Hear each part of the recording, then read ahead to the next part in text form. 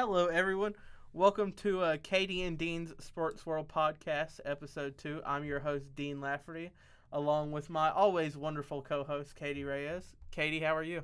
I'm good. Thank you so much for finally having me on. I'm so excited to get this podcast rolling, and let's go. Let's do it. Let's get right into the Let's just show. get right into it. So, the first topic of conversation will be the game that happened between the Washington Capitals and the Pittsburgh Penguins on Sunday, which was probably the last regular season matchup between Alexander Ovechkin and Sidney Crosby, as Alexander Ovechkin is rumored to be retiring at the end of the season and going back home to play in Russia. And so the Capitals won, and after the game, the Pittsburgh Penguins, they tried to line up for a handshake line. Mm-hmm. Ovi's like, no, get off of the ice. Get off. Because, his idea was when that game happened, Washington was still in playoff contention. Okay. So he's like, get off the ice. We're not done. Right. I'm not finished with you guys. Yes. We'll get back. They did end up missing the playoffs. They did not get the help needed. The Philadelphia Flyers won the next day against the Carolina Hurricanes, which officially knocked out the Washington Capitals. While the Carolina Hurricanes were resting a bunch of starters, by the way, but you have any thoughts on the matter, Katie? Well, I don't know too much about hockey, but I know it's a tough world there. And I was going to ask, how long has Ovi been in the NHL? About 20 years. Okay, so yeah, that's tough for sure. He's the NHL's all-time leading goal scorer. Okay, so what do you think that's like going to be a record for many, many years? What do you think about it? You think it's an easy one to beat, or? I think that it really depends because right now we're kind of seeing Austin Matthews go through the same career trajectory as Alexander Ovechkin, where they start out their careers, they're high goal scorers. They go through a brief phase of sharpening their defensive and physical sides of the game. And then maybe later in Austin Matthews' career, he's going to see a scoring resurgence. I mean, he's still a great scorer. It's like Alexander Ovechkin. Even when Ovi wasn't a top, even when he wasn't winning Rockets, he was still a really good goal scorer, putting up 40, 30 goals a year. But I think it's one of those situations where I think that it may be beat, it may not be beat. I mean, everyone thought that Wayne Gretzky, they're like, no way is anyone beating Wayne Gretzky's record. Right. And then here we are now, Ovi's the all-time leading goal scorer, and now never say never. I think that's the lesson we're learning in hockey. And for a long time, people were saying never say never. We're saying anyone will never touch Wayne Gretzky's points record, and they may not. But I mean, with the likes of how Connor McDavid has started his career, he's not even 30 yet, and he's already has over 1,000 points. I mean, I don't think we can never say never on Gretzky's point record, which is for a long time was considered one of sports never going to be beat records. Right. I mean, you never know with these records. You really never know. You never Someone know. can come along. You never know. You never know. Yeah. What's the soccer equivalent of that? Because I know you are a soccer expert. What's the soccer equivalent of that?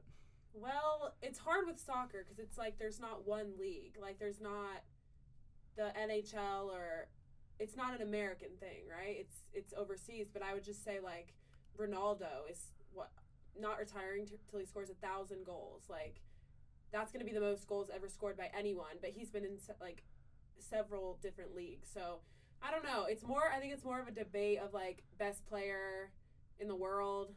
That's a debate for another time. But another time, yeah. It's not. I feel like it's not a points or a goals thing. It's different. It's different. Yeah, we're not having the Messi versus Ronaldo. We're not having it, guys. Not having it. Not here. Not now. Dean, who would you go for on that? Who's my soccer goat? I mean, yeah, who's your goat?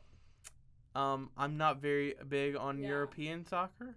Okay, so Messi, Ronaldo. Well, one person has a full-on soccer team that everyone bows down to worship in their league. So I would probably have to go with Messi, considering he got a whole league worth of media to bow down to him and praise him with Inter Miami. So, I mean, maybe that one. Okay, well, we have a debate then for another time. I don't think that we want to go on the Inter Messi and my disdain for Inter Miami. I think that should be a topic that waits for another Yeah, day.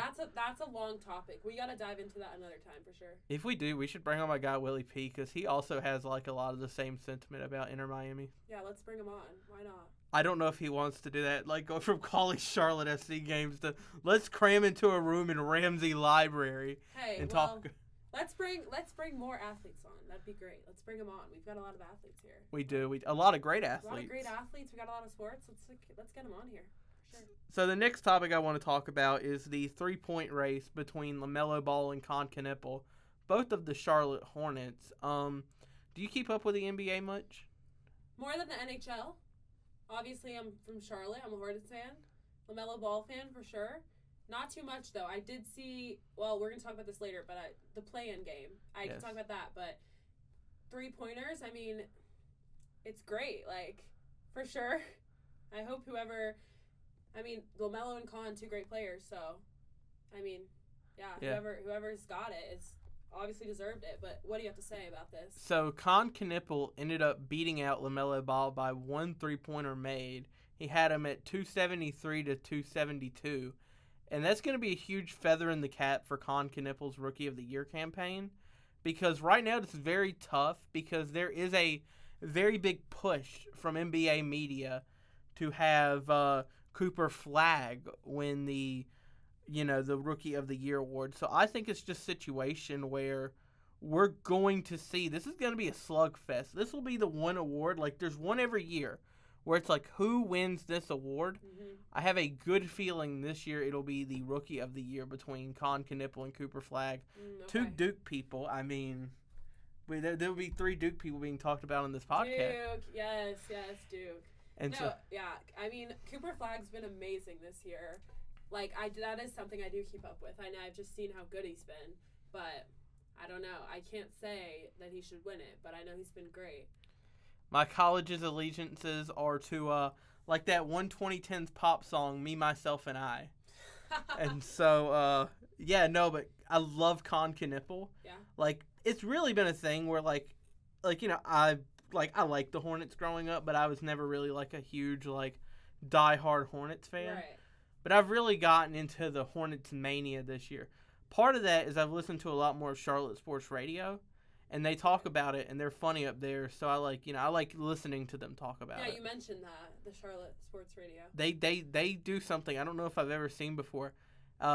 From 6 a.m. to 10 p.m., you can just listen to Charlotte's, you can listen to North Carolina Sports Radio if there's not a game that night on their network.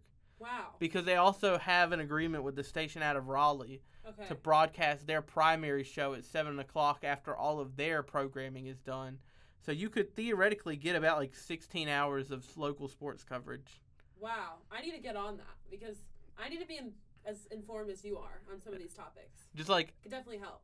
Full on, and they're funny too. They are I've said this for a couple years now. There's 2 main radio stations in our states for sports. WFNZ in Charlotte and 99.9 The Fan in Raleigh. WFNZ is business in the front, party in the back. Right. 99.9 The Fan's what's in front, and then you got the party of WFNZ in the back. For sure. They are a hoot to listen to from their morning show all the way to their end of the day, and they're a fun group, Yeah, sounds fun. I gotta listen to it. I gotta check it out. I didn't imagine when we started recording this I'd be giving a promo speech for Charlotte Sports Radio. Promo. But here we are. You never know where you're gonna end up finding yourself. You never know. I mean, why not? I mean, hey, we're college students. Right. Why not promote it? Right. Hey. YOLO, I guess. Yeah. So the next topic I want to talk about is an on-campus topic. Our women's tennis team, I don't know if you saw this, they were the co-regular season champions. And I'm like, okay, they're co-regular season champions. This is going to be a great run for them. Yes. What's their seed? They were the 3 seed. Yes. And it's better than I originally imagined. Because I didn't know that Bryant and New Jersey Institute of Technology were also playing in our league. So I thought it was a 5-team league. Right. So what's this league? What? So is this their conference? The Big South. Big South. The Big South sponsors tennis and has New Jersey Institute of Technology and Bryant as associate members. Associate members. Why? Just so that they can have warm bodies for tennis. Okay. Well, I mean, it just seems weird that they're.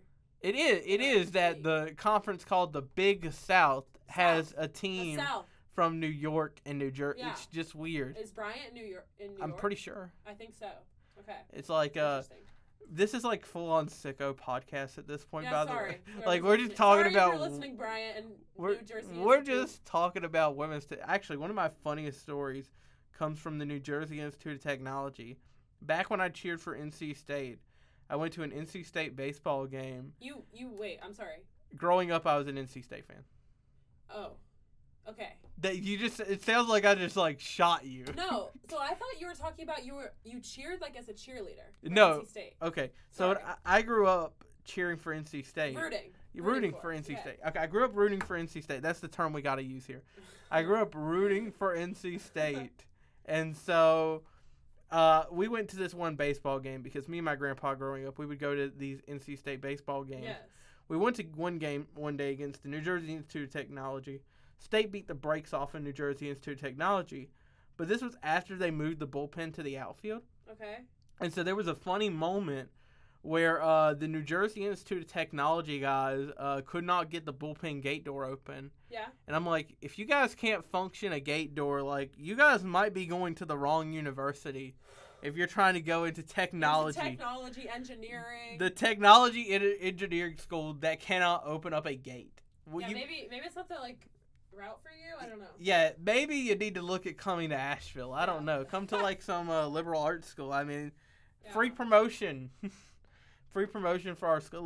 Why not? You know, come one, come all. Yeah, come on.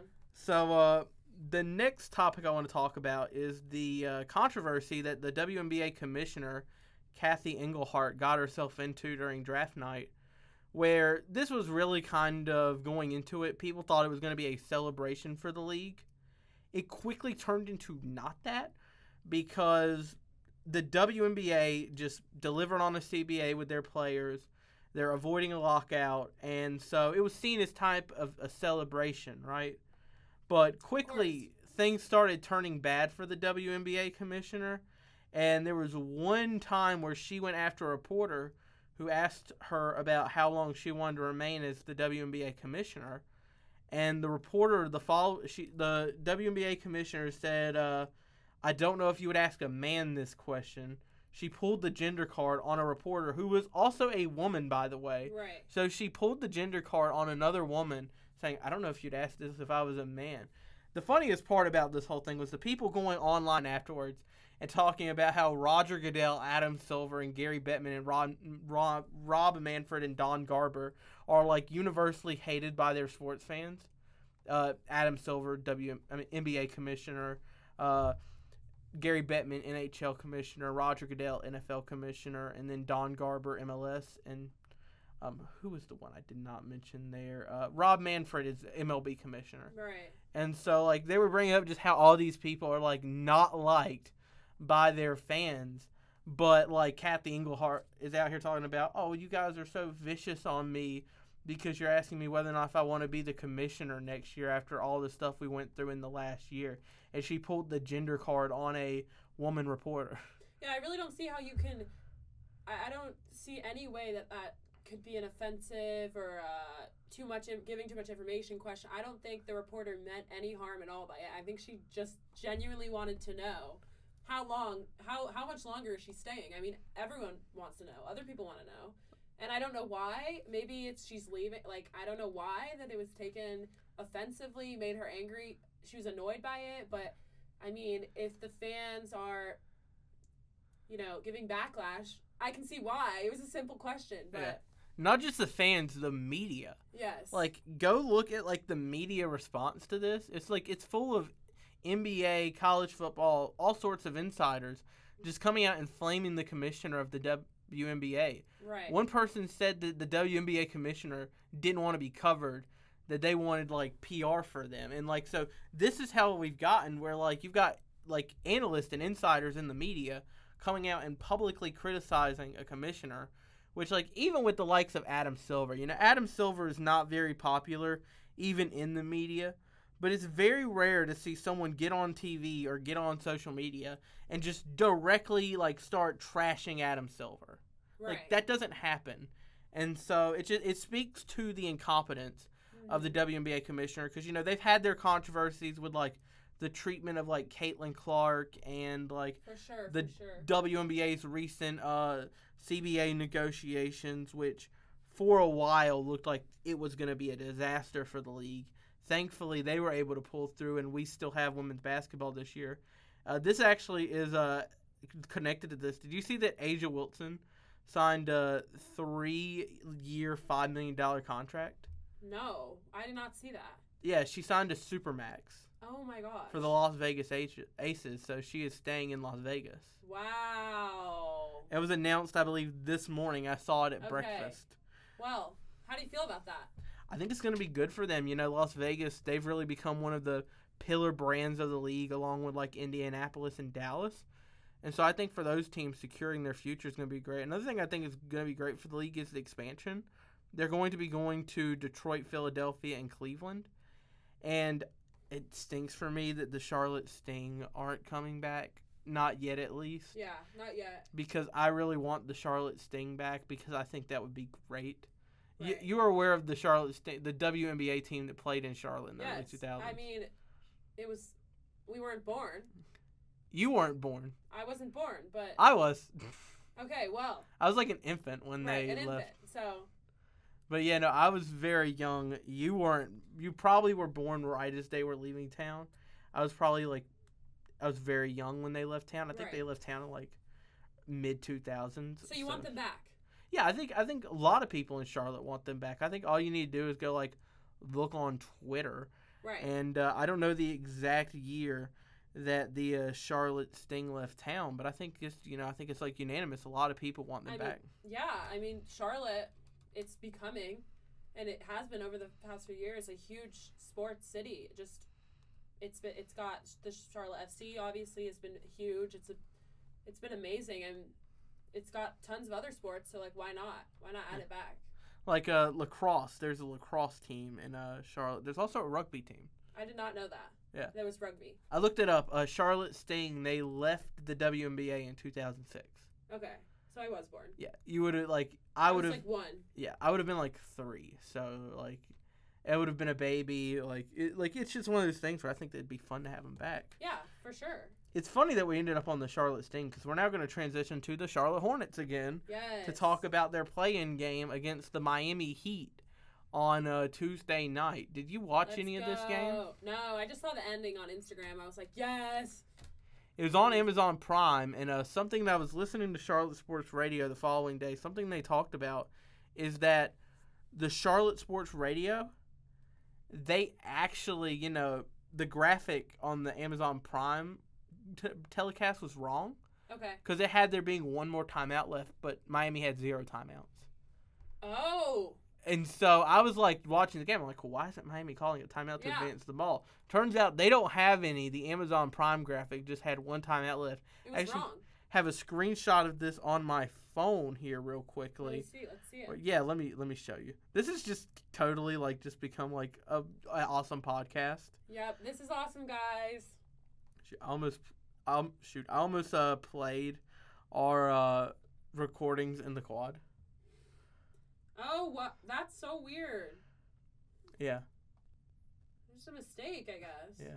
Wow. And the Charlotte Hornets, which are not a college basketball team, if you watch the Blue Banner's Instagram, you'll get that joke.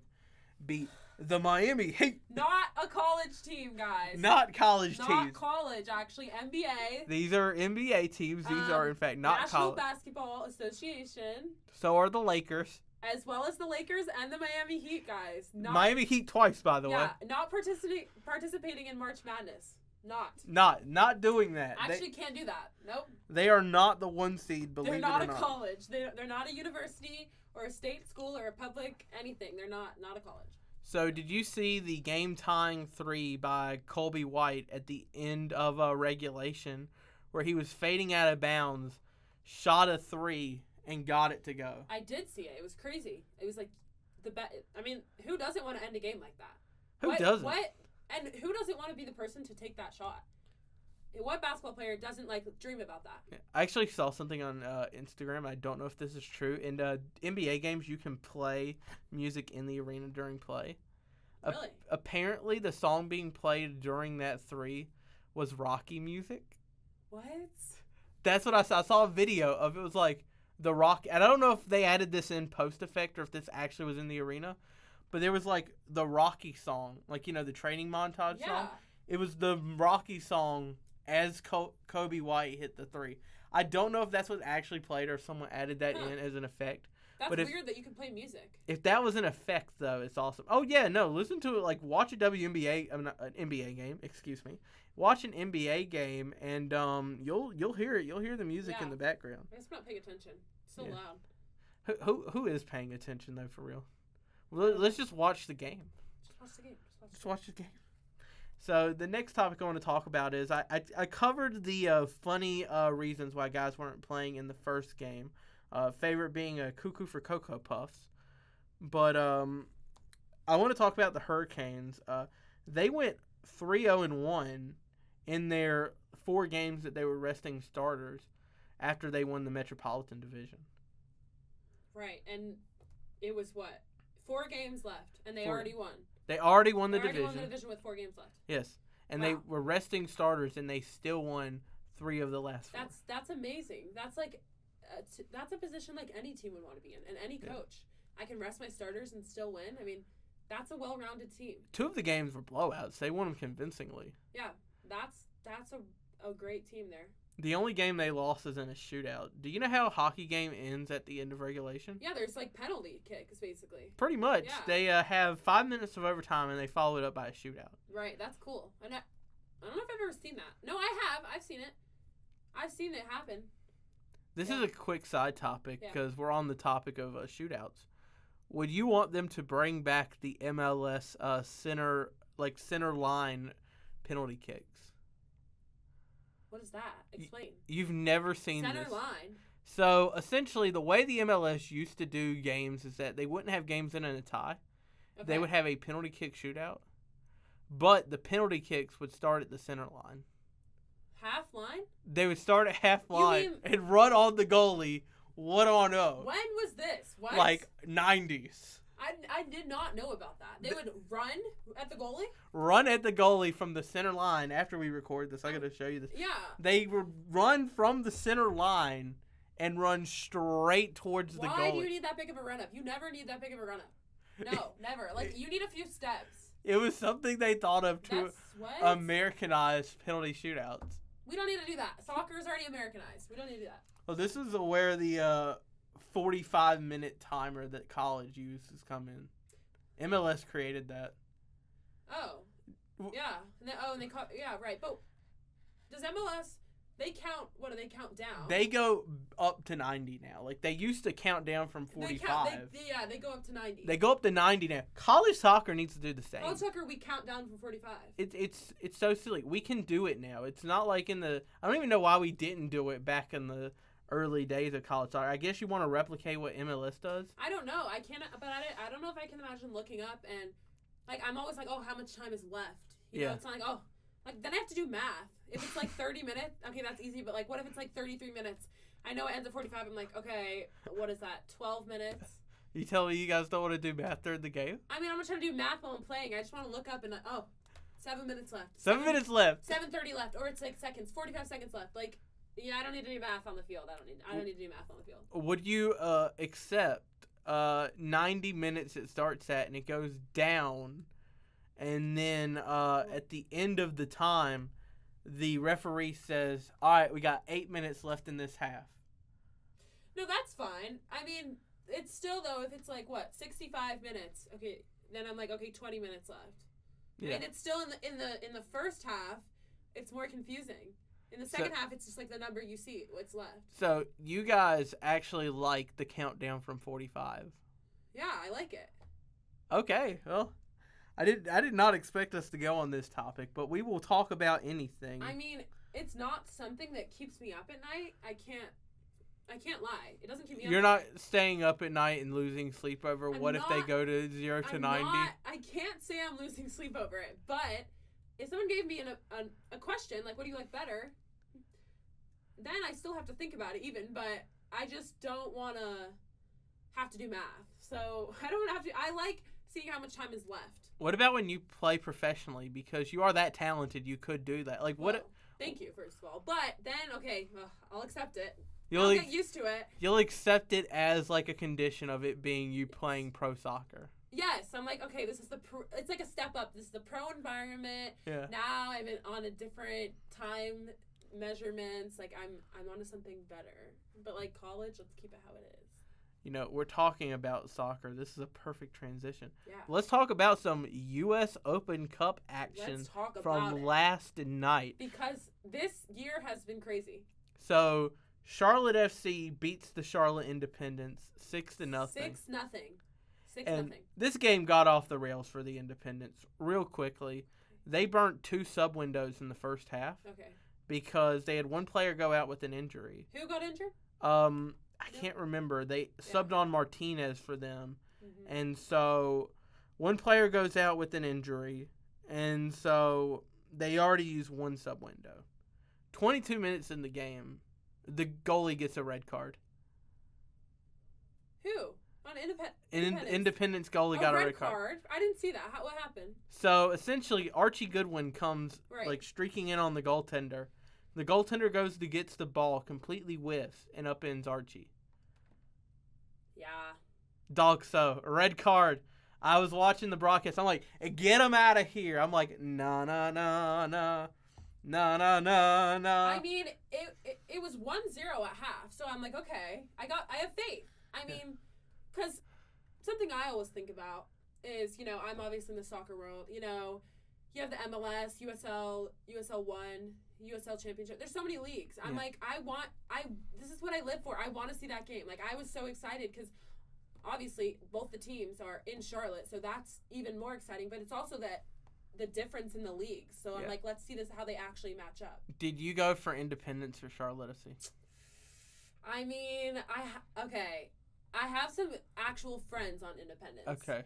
But like Charlotte FC is my team, but I was just kind of like watching to see let's just see what happens. Let's see what happens. So you did not I would have. love if Independence would have won that though.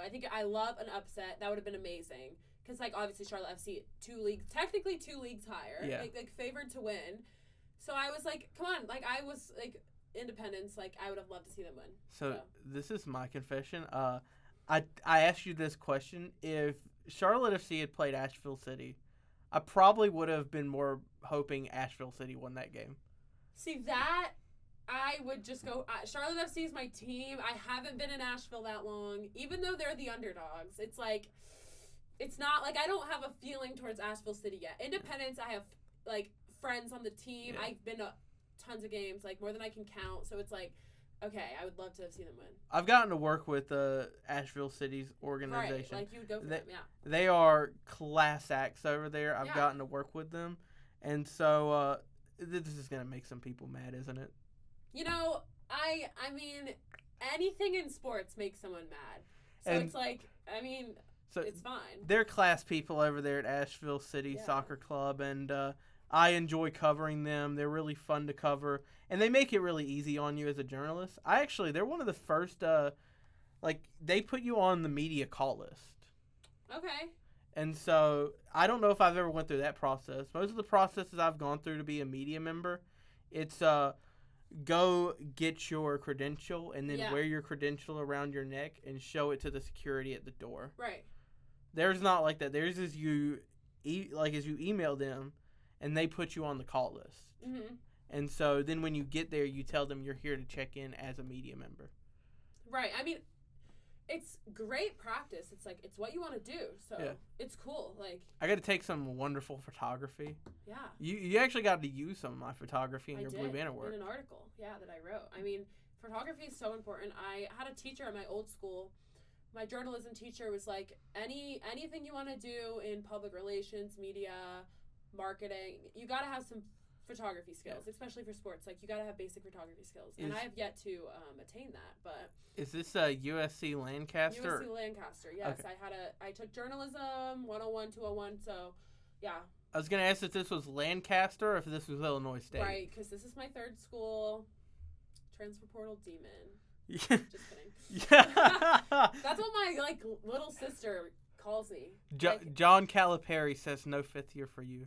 No, I'm trying to go to as many schools as I can in my 5 years. So what? 5 or 6 schools? No, I'm just kidding. But it is fun. But it's also nice to finally settle down somewhere. It's like a relationship. I always say, we got to talk about this on another episode, but I could talk about the transfer portal and different schools, just the process for hours. It is like dating, talking to college coaches and going through the experience, recruiting process. It's literally dating. Now I'm settling down in my relationship, with UNC Asheville. I'm settling down. I'm so glad, but you never know because something could just be turned upside down like that. Yeah. One night. You never know. One of our guys is going to Florida State. I'm he posted a bunch of pictures today. I'm this is the most aura thing. When I go and be a grad assistant one day, now I want to go visit Florida State just so I can do that. Why don't you apply there you could be a GA, right? Yeah. Because that's what would you do it for specifically? It would probably be to expand my communications. No, but a GA for what? What? A GA of a coach? Basketball. Basketball coach or what? A basketball GA. A grad assistant for the basketball team. Yeah. Yeah, so you just help out. Yeah. Yeah. Because we've had, we don't have one here, but at Illinois State, we had, a grad assistant specifically for athletic training. Yeah. That she was trying to become an athletic trainer. I think here we may have, one degree that you can go get, a grad school for at this school. So, yeah. I mean, we wouldn't have GAs unless you found one person in that specific degree path. Oh, true. Yeah, we had that at my old school, too. We had a coach that was a GA. So, yes, I know what you're talking about. Yeah, that would be good for basketball. Yeah. And so, the next topic of conversation is, did you see that in Knoxville, Tennessee, did you see that they upset DC United? I did. Another upset. I love, because I don't care about either team, so... I was watching the game. I'm when One Knox tied it at the end, I'm oh, they got it back. Because DC went up 4-2 in extra time. But referee says, not so fast, my friend, to quote Lee Corso. Yeah. And so, the referee calls it off. One Knox goes down, gets a goal. One Knox goalkeeper, Burke, that dude is I don't know what that dude is on. That dude needs to go to the championship or something. He is so good in the penalty shootout. It's insane. Yeah. I you know that One Knoxville is just begging the league, please let us do penalty shootouts at the end of every game because they just want that extra. They'll be please give us 2 points if we win a penalty shootout. Yeah. So who do they have next? Who's next up for them?